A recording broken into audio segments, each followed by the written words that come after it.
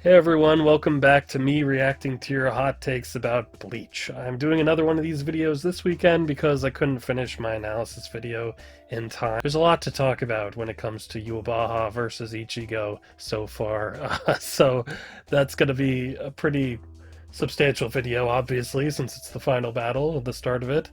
So look forward to that, but for now, I didn't want to leave you hanging, so we're doing another one of these hot take videos, which are super fun to do. I love seeing all the opinions as people give their hot takes. As always, the patron questions will get priority, but I've now opened it up to a few questions from YouTube as well.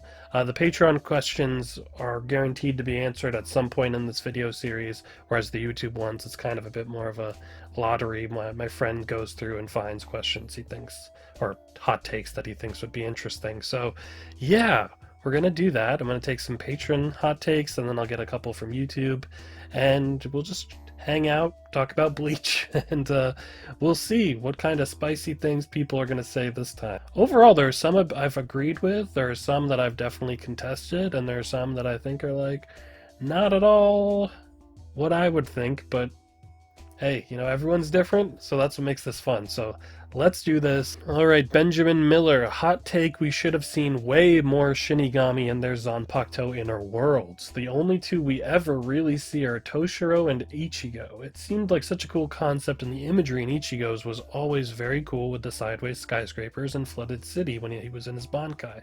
I don't know, it just seems like Kubo developed this amazing, cool way to show characterization for Shinigami and never ever properly developed it. I always found it such a shame. You know what? I'm gonna agree with you. I actually, I never really thought much about that, but now that you're saying that, I'm like, ooh, I would love to see what some of the inner worlds look like. Like, would Kenny's just be like him walking on a pile of bodies and blood everywhere, raining blood? I don't know. You could do a lot of cool, subtle or not so subtle visual representations. I like that a lot. I like that a lot. I want to think about that more, actually, because Ichigo's, that always was such an interesting visual with him on the skyscrapers, and yes, it for reflecting what he was feeling. I like that a lot. Um, yeah, now I'm just thinking, my brain's going of what does everyone's look like? Some of them I feel like would be kind of reflective of their Bankai and stuff, I would imagine. Like maybe Shunsui's kind of feels like a stage or a play, and I don't know. I don't know. That's a really interesting idea.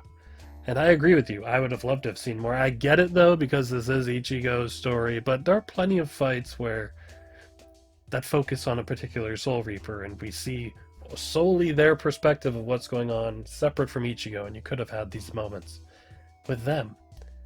I like that a lot. I like that idea a lot. I agree with you.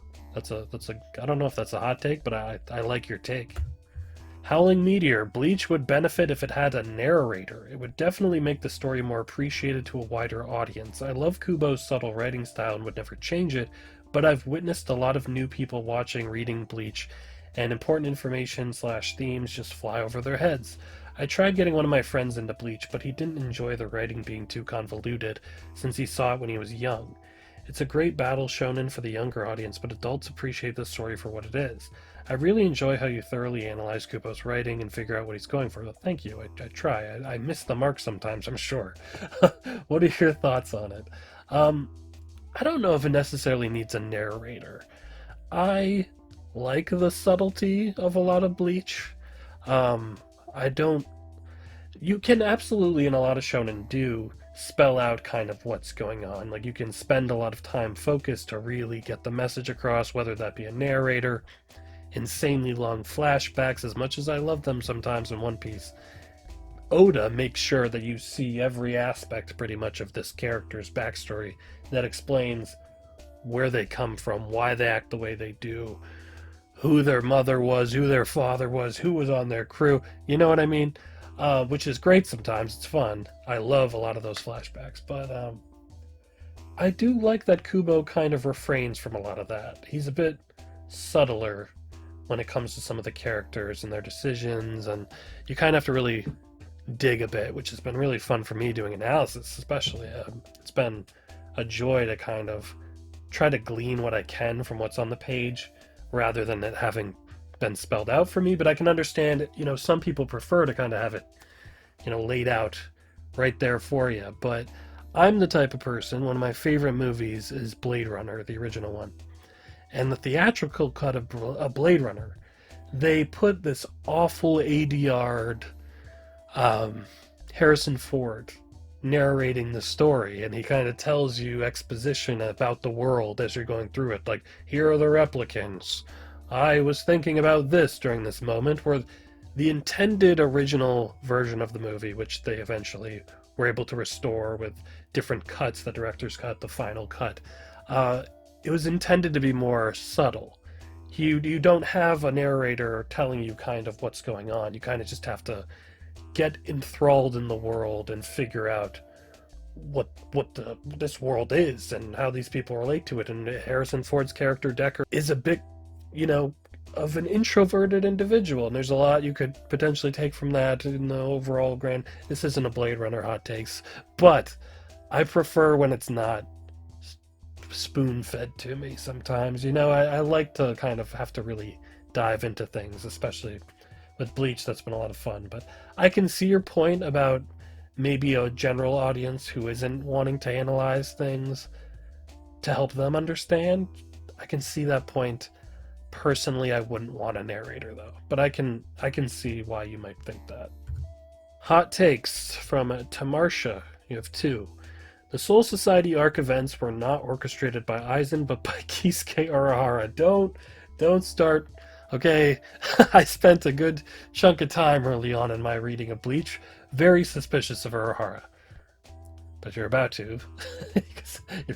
Isn't it a little suspicious that Urahara hid the Hogyaku and Rukia's Gikai when he had both the Hogyaku and the special human turning Gikai available for over 110 years? If he wanted to, he'd already used that method on the Vizards, Ishin, even himself, instead of waiting for Kuchiki clan member who was guaranteed to be chased down and taken back to Soul Society. By hiding it in Rukia, he forced Aizen to reveal himself as a villain. Okay. So you're not saying he's a villain per se. You're saying Urahara intentionally put it in Rukia, knowing the chain of events that would then create, which we saw play out, where they would go and get her, and that they would want to execute her, and that would, put everything, the dominoes in place for Aizen to do what he did. I don't disagree with that Urahara did it specifically to lure Aizen out. I think that's an interesting idea, because he obviously knew about Aizen for like a century. Was cut off from Soul Society, was framed. He knew how big of a threat he was, and he knew that he was going to have to expose him. And what better way to expose him than to kind of force him to go through with his evil plot and reveal himself? I don't know that I disagree with that. I think that's an interesting idea, at least, that Urahara kind of planned for all the Soul Society events. And we know Urahara is willing to do pretty much whatever to get the job done, including potentially putting Rukia's life at risk. I don't disagree. I think that's a really interesting idea. Because, yeah, why wouldn't he have done something else earlier? You know what? I like it. I like that hot take, actually, a lot. Your second hot take. Gi never loved Rangiku. Oof. He used her as a motivation for his own need for a goal in his life. If he loved her, he'd consider her feelings and wishes and not abandon her, taking revenge he never asked him for. But he only just met her, and he already made a lifelong commitment to take revenge for a stranger. Did they only just meet right before that? I was under the impression they kind of had... I know we saw when they met, and yeah, she was hurt. I have to go back and reread that. If his actions could be called love, it's a selfish one. It fuels his ego and prioritizes his goals over hers, ultimately hurting feelings of his loved ones. I don't disagree that it's, selfish. I absolutely think it's selfish. I do think he loved her in his own way, his own toxic way, perhaps. He's a snake, so a venomous way, perhaps.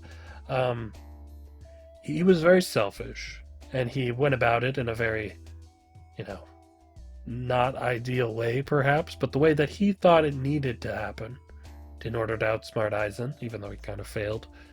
I I think he loved her in his own way. I think there was something there for him to go through all that.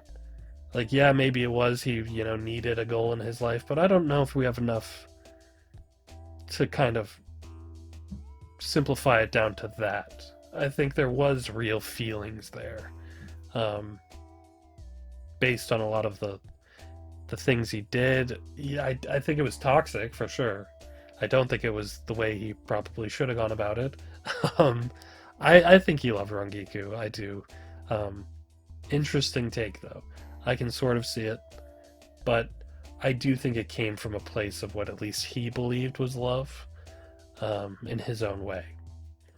And I do think Rangiku, whether that was love or whatever, I do think she had a very, very profound admiration for Gin as well, that most people probably couldn't understand. I think there was love. I think there was love. Just maybe not ideal love.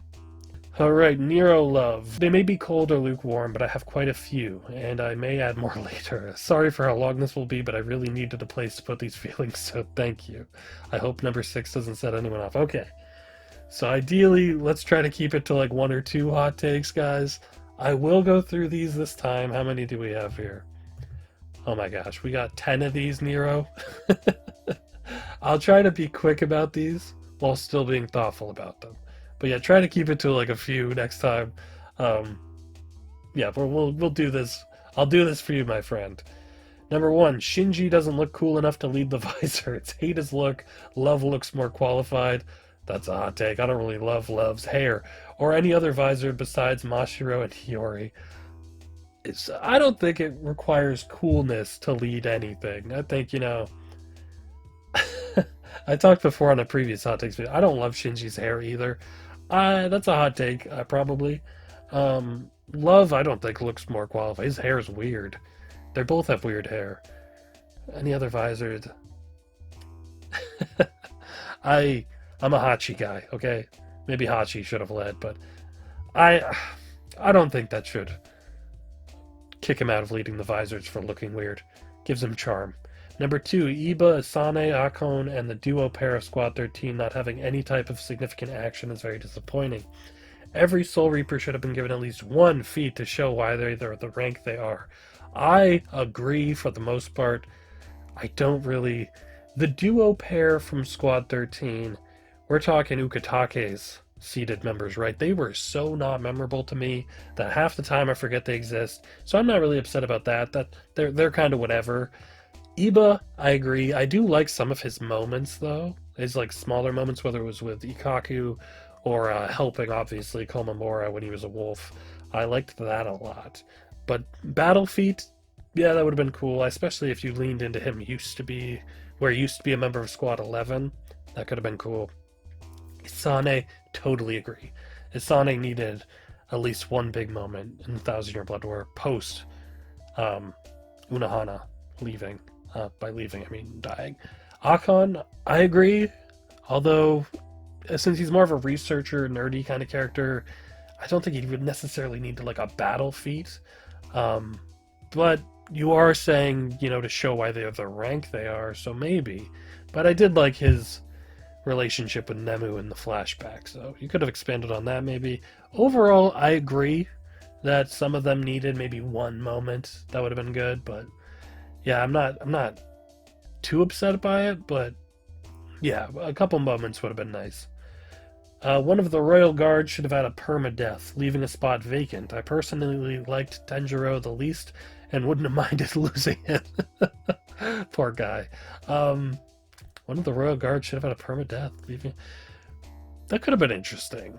And yeah, maybe would have brought, a little extra oomph to that fight in the Soul King Palace if one of them fully died.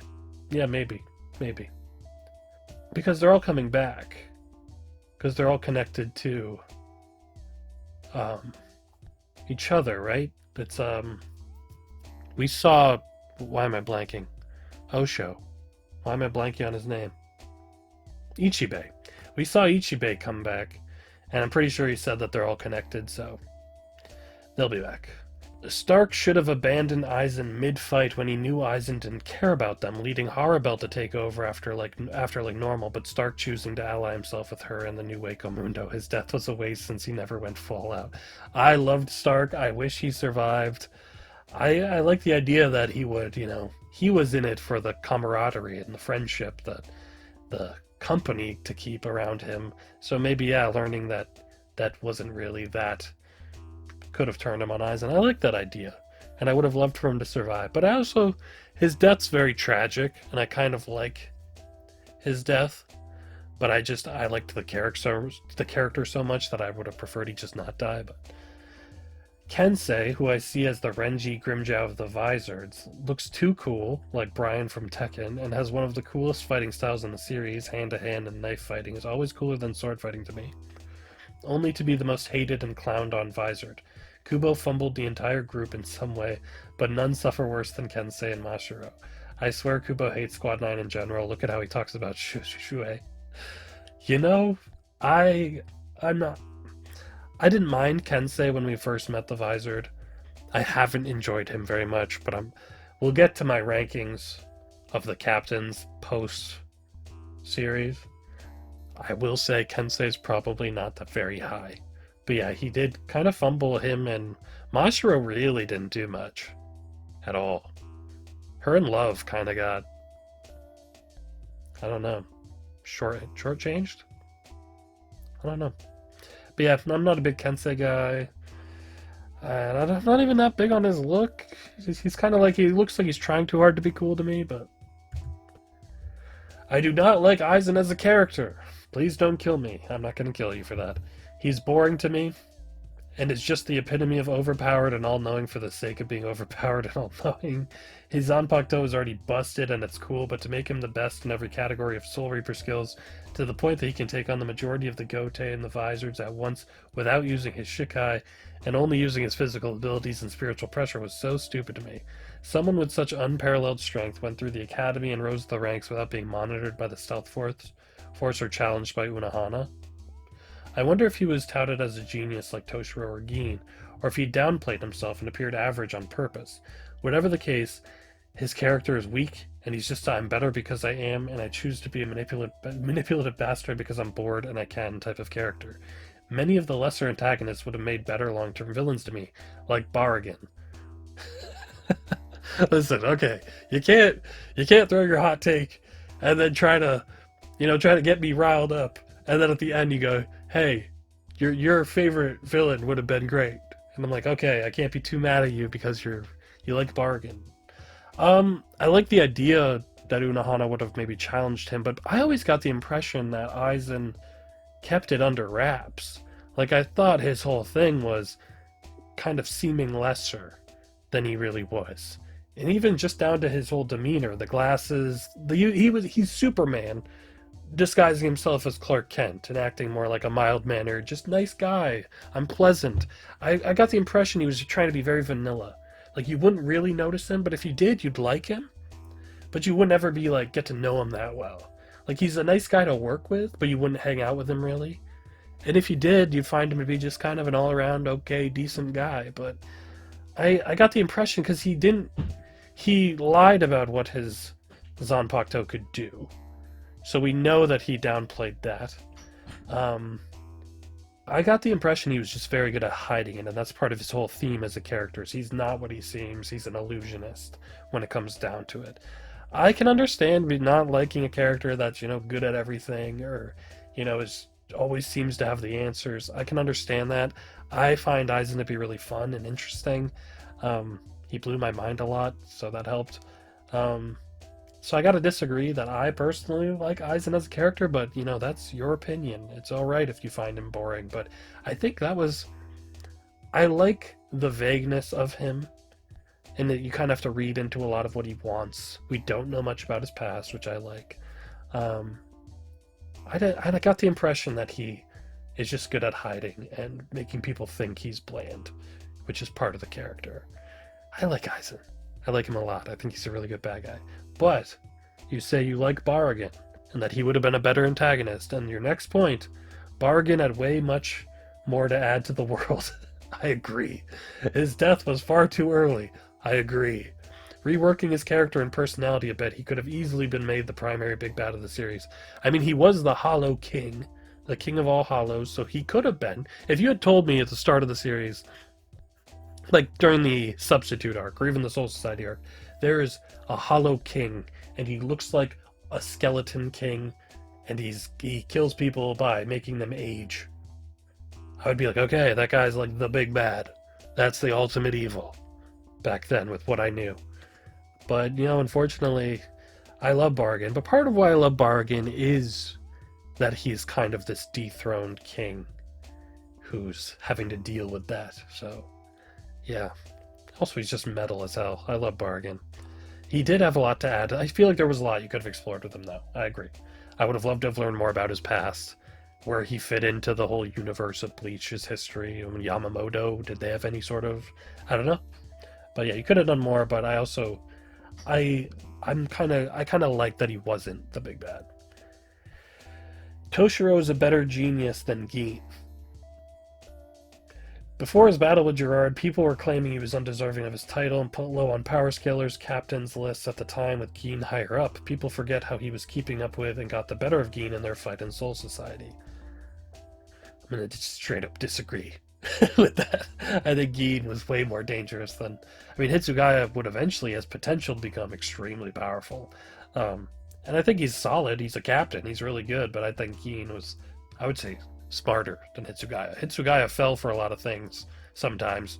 Notably, one very big thing where he stabbed his best friend. But yeah, I would say Gin is smarter than Hitsugaya. Whether Hitsugaya could beat Gin in a fight, yeah, maybe. Though Gin's got that shard, Bambi was a crazy and deranged lady, but she doesn't deserve her current fate. Gigi should get a very gruesome and painful death. I don't disagree. Bambi was not good, but yeah, there hits a point where, I think I said this in my analysis, you hit a point where you're getting more than you deserved, and I feel bad. Soifon's 2-hit KO ability getting overpowered because Aizen can just crush the spiritual pressure of the technique was very weak. It was just wild to me that Kubo couldn't give the Gote some credit in that moment and just have Aizen need to use his Shikai to avoid Soifon's supposed sure death technique. She needed a good moment of acknowledgement from a big bad. I mean, yeah, I don't disagree. You could have made that moment a little bit better for her to showcase her, so yeah, I don't disagree. R083RT says most of the filler arcs aren't that bad, and honestly I consider them to be higher than average when it comes to anime filler arcs. The biggest problem with them is either when they were released or their length, but when viewed as they should be as fun side stories, there's plenty of fun to be had. That's kind of how I've been feeling while going through watching. That's kind of how I felt about the Bount arc, and I've been watching the new Captain Amagai arc. And yeah, I don't hate either of them, but yeah, they have problems.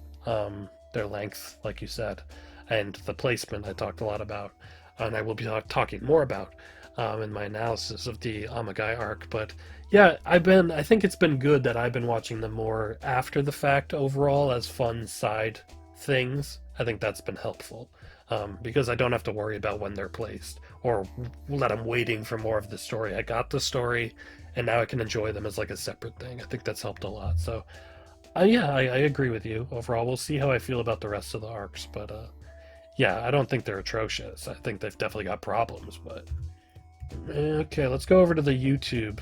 We have a couple ones from YouTube. It says, White Zangetsu should have gotten a scene conversation with Ichigo in The Blade Is Me, just like Old Man Zangetsu got his moment to shine.